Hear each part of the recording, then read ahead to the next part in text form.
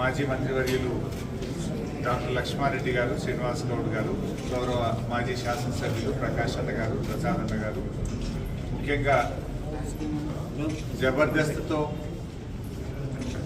మరి వెండితెరకు పరిచయమై ఈరోజు అద్భుతమైనటువంటి సినిమా తీసినటువంటి రాకేష్ గారికి, వారితో పాటు ఈ సినిమాలో పనిచేసినటువంటి కళాకారులు, వారితో పాటు పనిచేసినటువంటి ఆ సినిమాలో పనిచేసిన ప్రతి ఒక్కరికి నా హృదయపూర్వక నమస్కారాలు, అభినందనలు.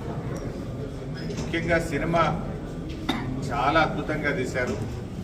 తెలంగాణ రాష్ట్రం ఏర్పడక ముందు ఈ ప్రాంత ప్రజలు పడుతున్న కష్టాలు, రాష్ట్రం ఏర్పడిన తర్వాత ఎంత అద్భుతంగా తెలంగాణ కేసీఆర్ గారి నాయకత్వంలో మరి ముందుకు సాగిందో, ఒక మంచి ప్రేమ కథతో తెలంగాణ చరిత్రనంతా కూడా చూపే ప్రయత్నం చేశారు.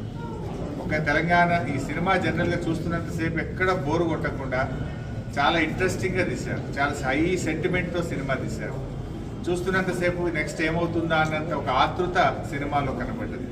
ఒకవైపు తెలంగాణ ఉద్యమ నేపథ్యము, ఇంకొక వైపు తెలంగాణ అభివృద్ధి, కేసీఆర్ గారు చేసినటువంటి మంచి పనులను చూపిస్తూనే మరి వ్యూయర్స్కు, సినిమా చూసే వాళ్ళందరికీ కూడా తక్కువ ఖర్చుతో కూడా నిజంగా తెలంగాణ పల్లెలు, తెలంగాణ గ్రామీణ ప్రాంతం, ముఖ్యంగా మా లంబాడి సోదరుల సాంప్రదాయాలను, గ్రామీణ ముఖ చిత్రాన్ని ఎంతో అద్భుతంగా ఈ సినిమాలో చక్కగా కళ్ళకు కట్టినట్టుగా చూపించారు.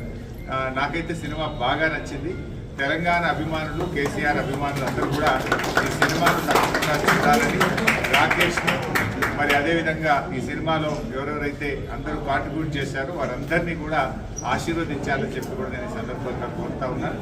ఇలాంటి ఇంకా చిన్ని చరణ్, వీరితో పాటు పనిచేసే ప్రతి ఒక్కరిని కూడా మనస్ఫూర్తిగా అభినందిస్తూ, ఈ సినిమా అందరూ కూడా తప్పకుండా కేసీఆర్ గారి అభిమానులు, తెలంగాణ అభిమానులు, ఉద్యమకారులు అందరూ కూడా చూసి ఆశీర్వదించాలని చెప్పి కోరుతా ఉన్నాను. రాకేష్ మరి జబర్దస్త్లో పనిచేస్తూ రాకింగ్ రాకేష్గా పేరు తెచ్చుకున్నాడు. ఈ సినిమాతో కూడా చాలా జబర్దస్త్గా ఆయన అద్భుతంగా చేశాడు. వారికి నా అభినందనలు తెలియజేస్తూ, ఇంకా ముందు ముందు సందేశాత్మకమైనటువంటి మరిన్ని సినిమాలు తీయాలని, తెలంగాణ సమాజాన్ని మరి ఇంకా బాగా మేల్కొల్పే విధంగా, సమాజాన్ని జాగృతం చేసే విధంగా మరిన్ని మంచి సినిమాలు తీయాలని కోరుకుంటున్నాను.